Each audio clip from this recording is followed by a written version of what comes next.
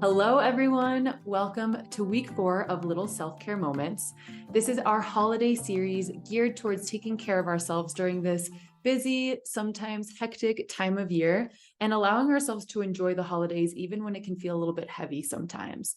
For those of you who don't know us, we are Little Words Project's Chief Wellness Officers.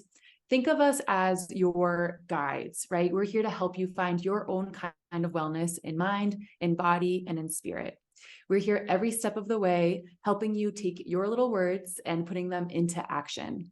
I'm Kitty, and this week we are going to be talking about food and how we can keep harmony in our bodies and mind during this time of year. Hi, everybody. I am Stephanie. And for today's segment, we're going to break it up into 3 sections exactly around that topic of harmony in our minds and our bodies. So, before we introduce the 3 sections, we want to share a grounding intention and then a few affirmations with everybody that you can take on with you in this journey. And this can apply even after the holiday season. So, the intention for this and our food and harmony is think about food and consuming food when you are already in alignment, when you are happy, not to get into alignment, right? So I eat when I'm happy, not to feel happy. Think about it, right? If you're sad and you're like, I'm going to eat that cookie so I can feel better, hot mess, right? But if you're like, I'm sad and I want to eat because it feels good to eat it, right? Or I'm happy and I want to eat because I feel good to eat it. That's such a different framework when you are consuming food. So the affirmations to honor that intention is I work out because I love my body, not because I need to burn calories or fit into this stress, right? I fuel my body with nutritious foods because I love my body and I want to take care of my body, right? I eat when I'm happy, not to feel happy. Knowing that the holidays can be a really tricky time and can bring us out of our everyday routine with food, with working out, with movement, knowing and having the awareness that there is going to be less of a consistency, right? So that's going to be what we're going to get into today. Let's share the 3 sections and then I will hand it over to Kitty so we can kick it off. So the first section is going to be about creating awareness. The second one is about finding consistency during the holidays. And the third one, they're going to be tips to stay in harmony with yourself. Kitty, all you. All right, so this first section is around creating awareness. This is a time of year where our routine really will not be like it normally is, right? Things might be a little bit off. We might be waking up earlier, going to sleep later. And so it's okay to create a new kind of routine during this time of year.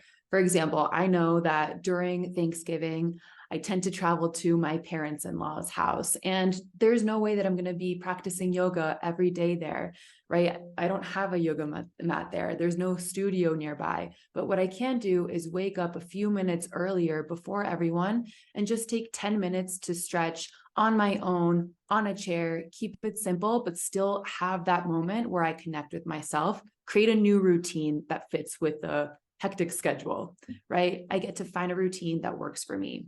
Just having that awareness that things will be out of the norm and that's okay. When I get back home, back to the days after the holidays, I get to get back to my routine, can just bring so much calm and peace to just know that and to just have that awareness. And so consciously connecting with yourself and with your actions during that time of year. And now Steph is going to take us into consistency and what that can look like in the holidays. So we know that consistency may feel a little bit different over the next few weeks than they do in your day to day, right? You're not going to be drinking as much water. You're not going to be eating foods that are home cooked. You may not be working out as much as you want to. So, okay, consistency is going to be a little bit out of whack. But what I want to bring to your awareness is how can I stay consistent even when I'm out of my routine? So, for example, for me, I know that as the day goes on, things get more and more out of my routine. But I know for sure that I'm going to wake up and I have the first couple hours of my day where I can be consistent. right? So think about for you, when in your day do you know for sure that you're going to be at your house or you're going to be at work? And then what do you want to do about that, right? So maybe, you're not going to be able to eat a home cooked meal for dinner, but you can eat a super nutritious, protein full breakfast, right? You may not be able to go a workout class every day, but you can wake up a little bit earlier and go for a 20-minute walk, right? And I know that I can be consistent with that.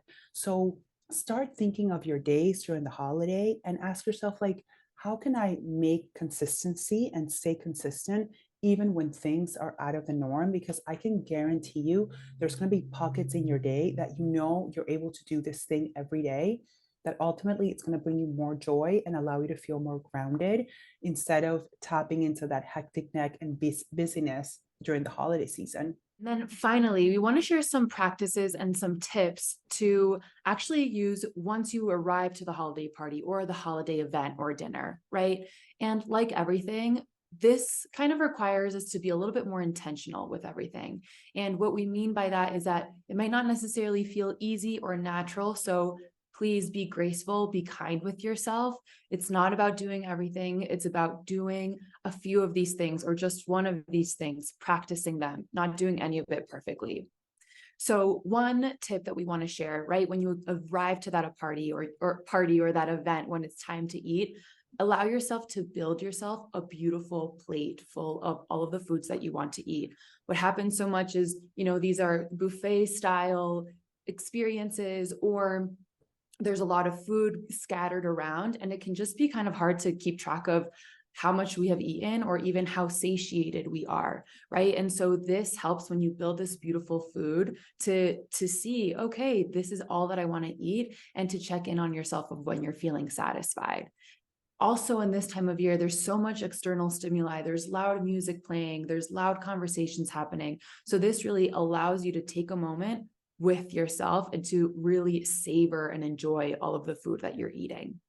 Check in with your body, right? Allow yourself to ask yourself, okay, how am I feeling right now? Am I still hungry? Beautiful. Let me continue to consume this gorgeous food until you feel satisfied. Connect with the food that you're eating. For some of you, it might feel really good to say a prayer or maybe thank the food that you're eating and the hands that brought it to your plate. If you are drinking alcohol, remember to honor your own limit. Your limit might be different from somebody else's. You get to have integrity in your choices. So once again, quick reminder that all of this is a practice. None of it is about being perfect. It's really just about coming back to yourself during these times when there might be a lot more people than you're used to, or a lot more loud music, or a lot more loud sounds, right? We've shared a bit today. Take what resonates, leave what doesn't, and remember that even just doing one thing here can make a huge difference. It's about practice. It's not about perfect. All right, we'd love to hear how this resonates with you. Share in the comments and stay tuned for next week, where we're going to be talking about taking aside some time to set healthy boundaries in our empowered schedules during the holiday season. We'll see you there, and we hope you have a great rest of your day. Bye, everybody.